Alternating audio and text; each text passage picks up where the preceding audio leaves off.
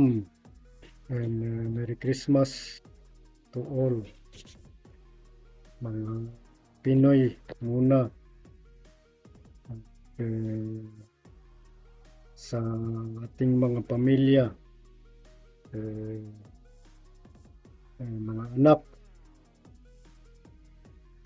sa mga kapitbahay, kaibigan, sino ba yan? Ano yun, mga Pinoy muna, priority natin. Ha? Ito muna, salamat Panginoon at sa pagdiriwang ng iyong araw, nakabigay ng halaga pa rin at binigyan mo kami ng lakas na diwa at lipat yung pangalan mo at kaharian. In the name of Jesus, Amen. Ito. Araw ng Pasko, ating hari. Tayo ay magbigayan. Yung sa akin naman ay halaga sa inyo. Itong proyekto kong ito ay hindi ko talaga titigilan to kasi siyempre kaangat din sa buhay. Kahit pa paano, kunti-kunti lang. Ito kasing ano natin, tradisyon ng Pasko. Ano yung global na yan eh. Kaso lang, dapat masaya din tayo kahit hindi Pasko. Ano i-ano din natin, i-celebrate din natin yung pangalan niya. At bigyan ng halaga. Hindi lang sa araw ng Pasko. Dapat araw-araw.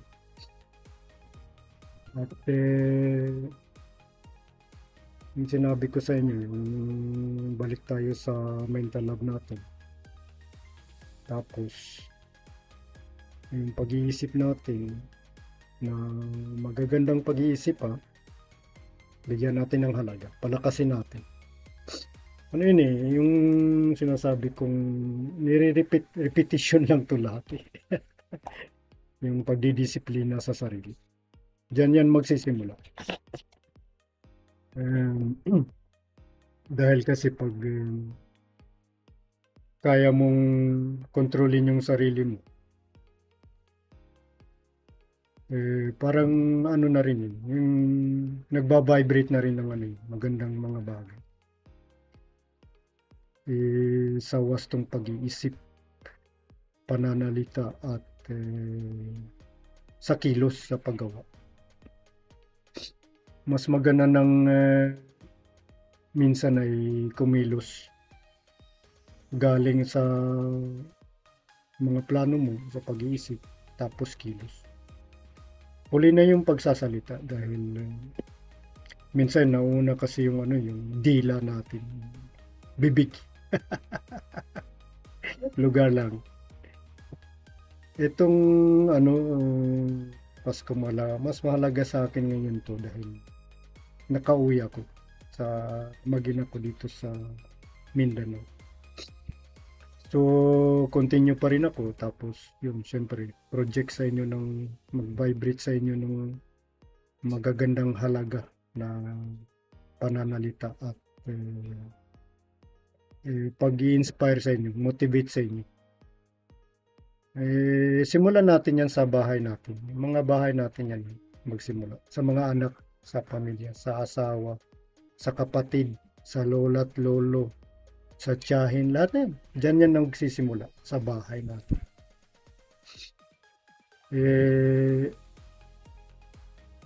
Ang itong halaga sa natin, mga relasyon natin sa buhay. Diyan yan sa bahay dapat bigyan ng malaking halaga. Yung pagdidisiplina nga lang natin sa ating sarili, mahirap. Tapos tapos gusto mong disiplinahin yung anak mo na hindi ka pa marunong magdisiplina sa sarili mo. Paano yun? Parang magtataka na lang yung mga anak natin na bakit ikaw daddy, ikaw mami, ginagawa mo ba yun? O, di ba bumabalik sa atin yan. So, ang magandang paraan, disiplinahin muna natin yung sarili natin. Yung wastong pag-iisip, pananalita, at sa mga gawa. Piliin natin yung magandang mga bagay na ipakita sa mga bata sa natin at mga anak. Yung tono ng boses natin, paano natin sabihin.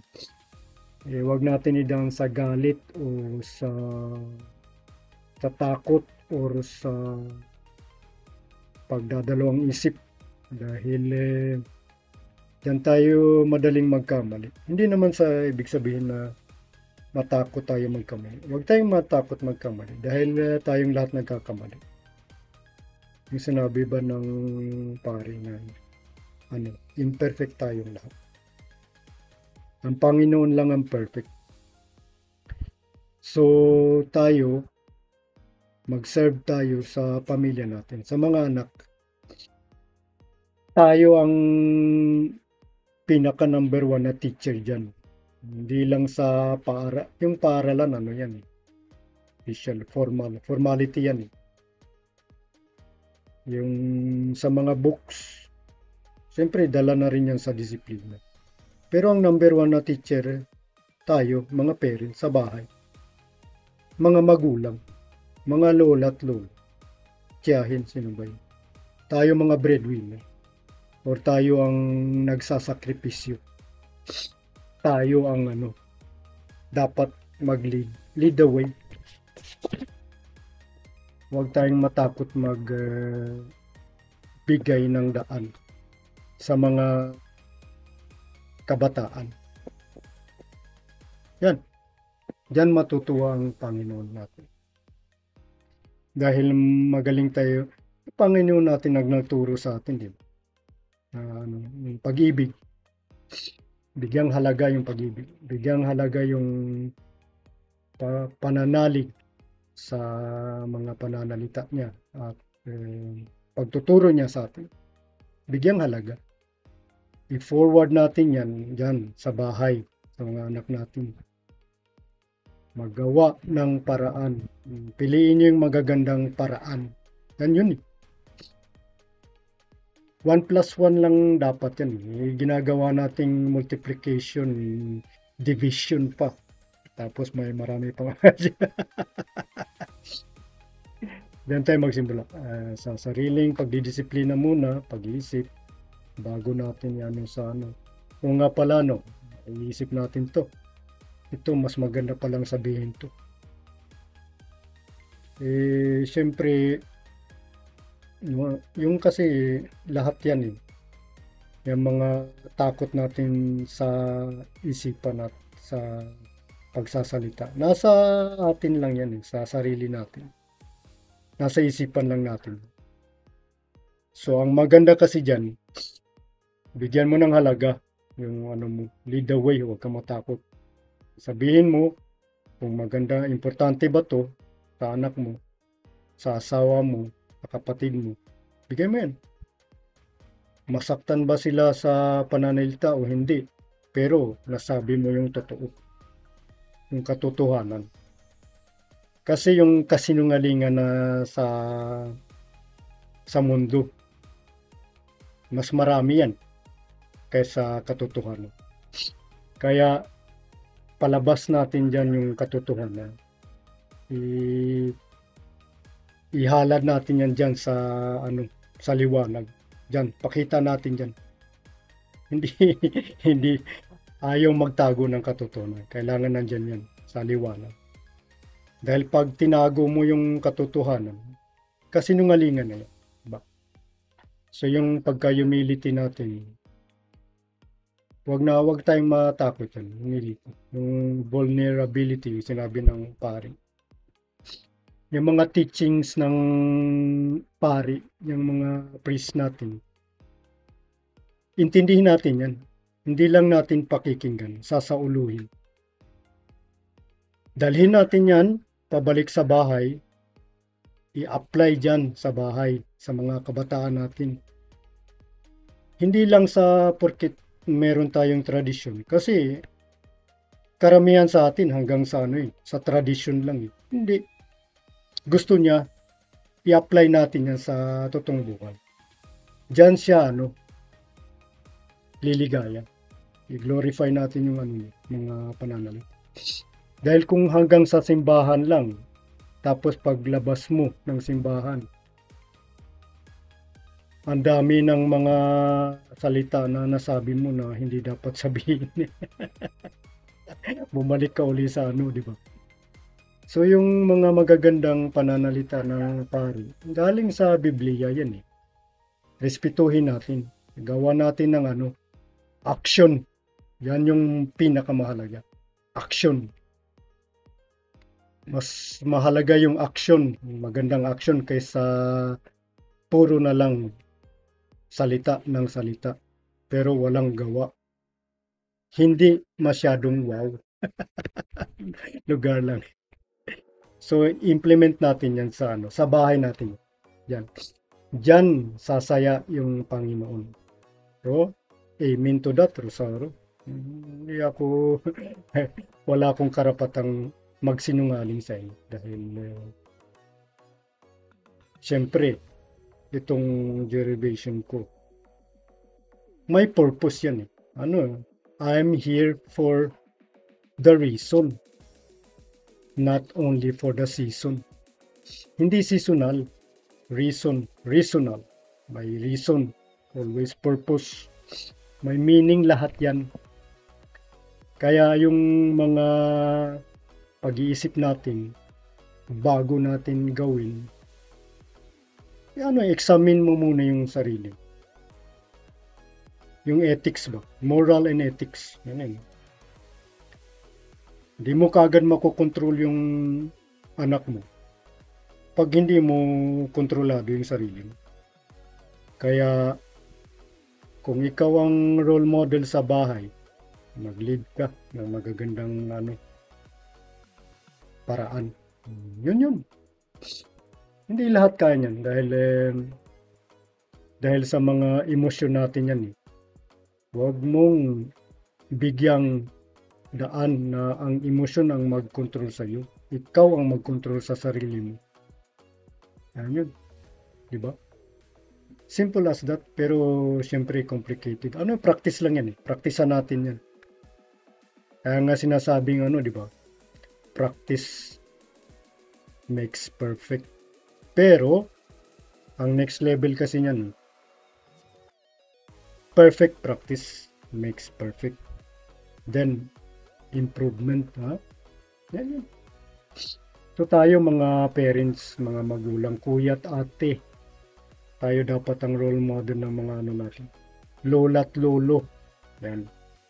Huwag tayong dyan. Dyan muna tayo, i-priority natin sa bahay. Dyan natin ipaangat yung natin, yung anak. Yan. Lift up natin yung isa't isa. Magtutulungan, teamwork dyan sa bahay dapat. Yan. Bigyang halaga. Yan. Natutuwa yung Panginoon yan eh.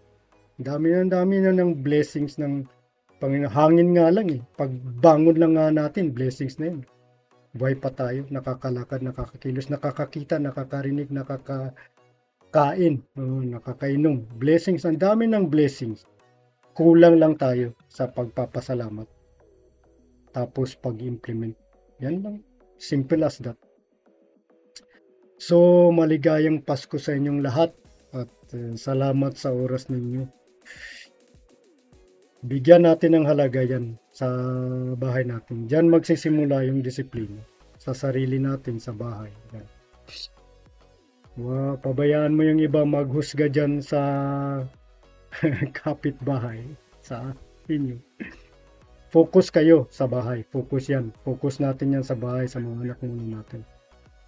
Yan ang pinaka-importante. Yan. Matutuwa yung Panginoon yan. in the name of Jesus. Matutuwa yan. Tapos yung mga anghel niya, isisend niya sa mga taong disiplinado. Yung mga taong hindi tamad masyado. Okay lang naman yung katamaran minsan, pero yung tamad, pwede magpahinga. Pero bumalik tayo sa gawa uli. Yan. Turuan natin yung mga kabataan na hindi magtamad-tamad dyan. Turuan natin tumulong sa atin. Yan. Hindi natin i-spoil yung mga anak natin dahil porque ba't pagod tayo, ganyan. Hindi. Pahinga konti, balik uli sa disiplina. Araw-araw kasi yan eh. Araw-araw. Repetition lang ito yung sinasabi ko. So, implement natin practice. And to God be the glory. Vibrate love, peace and understanding, gratitude and forgiveness. Yan. Biblical lahat yan. I-search nyo yan kung may paniwala pa kayo sa Panginoon. Ano yun? I-practice nyo. Diba? Hindi lang basahin at sauluhin. Kantahin. Practice nyo yan. Okay? Peace. Derivation out. Ang gawa kayo ng ano dyan. Mga halaga. Yan ang pinaka-importante. Sa bahay muna tayo.